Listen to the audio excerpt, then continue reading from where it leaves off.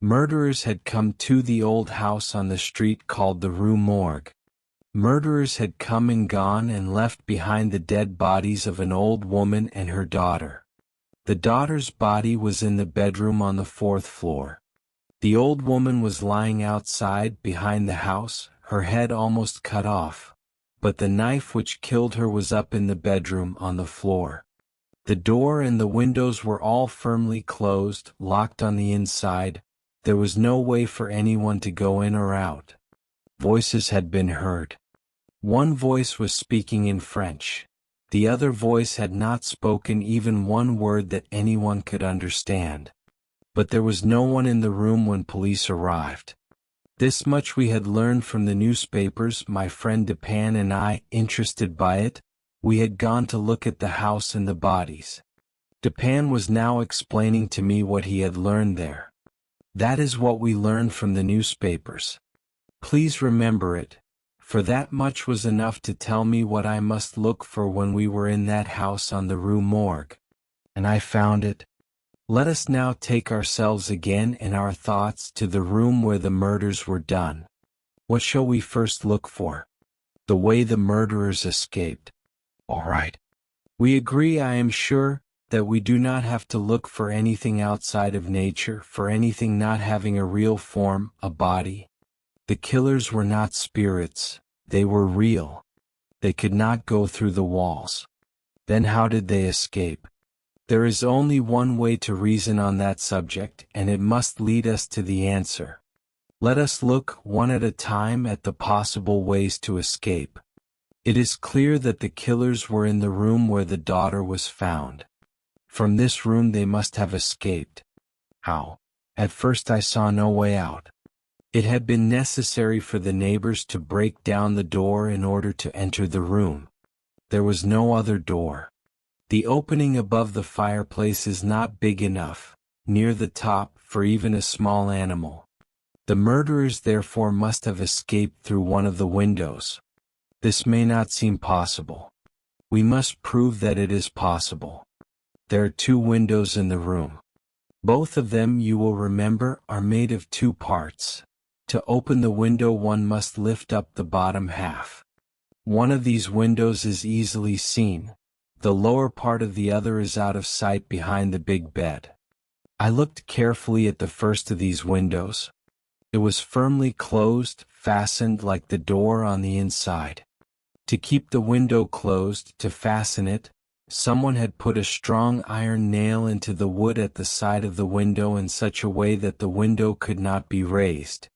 At least it seemed that the nail held the window closed. The nail was easy to see. There it was. And the people who discovered the killings used their greatest strength and could not raise the window. I, too, tried to raise the window and could not. I went to the second window and looked behind the bed at the lower half of the window. There was a nail here too which held the window closed. Without moving the bed, I tried to open this window also, and again I could not do so. I did not stop looking for an answer, however, because I knew that what did not seem possible must be proved to be possible.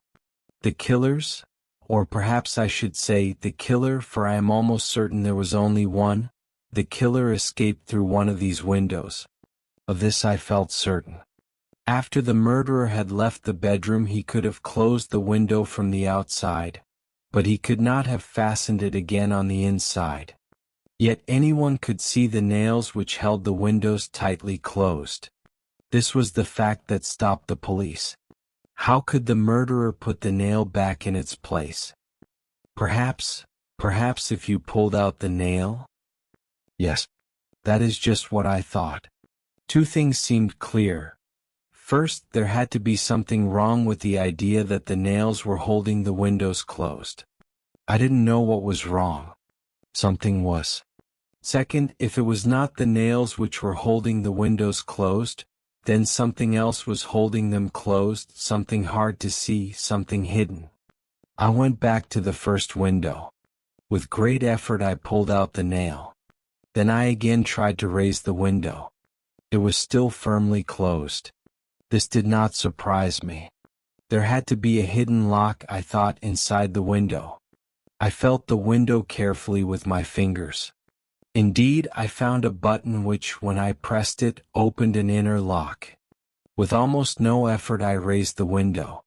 Now I knew that the killer could close the window from outside and the window would lock itself. But there was still the nail. Carefully, I put the nail back into the hole from which I had taken it. Then I pressed the button and tried to raise the window. I could not. The nail also was holding the window closed. Then the murderer could not possibly have gone out the window. He could not have gone out that window. Therefore he must have escaped through the other window. The other window was also held closed by a nail. But I knew I must be right.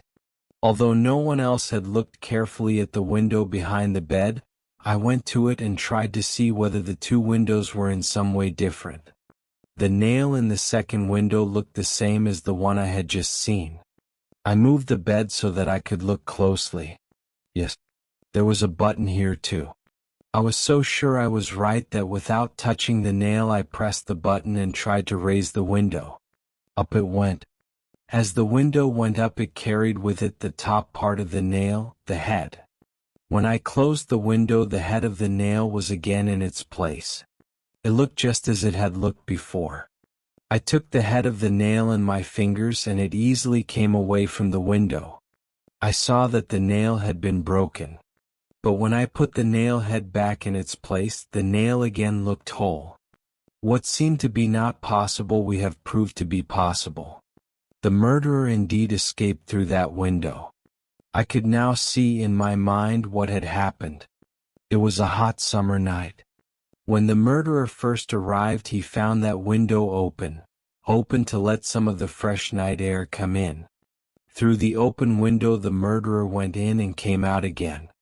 As he came out he closed the window, perhaps with a purpose to do so, perhaps by chance. The special lock inside the window held the window firmly closed. The nail only seemed to be holding it closed. And that which was possible looked not possible. Dupin had been talking not to me it seemed, but to himself. His cold eyes seemed to see only what was in his own mind. Now he stopped and looked straight at me. His eyes were now hard and bright. And I understood that using his unusual reasoning power to find the answer to those bloody murders was giving Dupin great pleasure.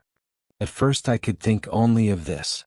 Then I said, "Dupin, the windows are on the 4th floor, far above the ground." "Even an open window?" "Yes." "That is an interesting question. How did the murderer go from the window down to the ground?" Once I was quite certain that the murderer had in fact gone through that window, the rest was not so hard to know. And the answer to this question told me still more about who the murderer was. When you and I first came to the house on the Rue Morgue we walked around the house. At that time I noted a long, thin metal pole which went from the top of the building to the ground. A lightning rod, put there to carry down to the ground a charge of electricity that might come out of the clouds during a bad summer storm. Here, I thought, is a way for someone to go up or down the wall and then to go in or out the window. You would have to be very strong. Although certain animals could easily go up the pole, not every man could do it.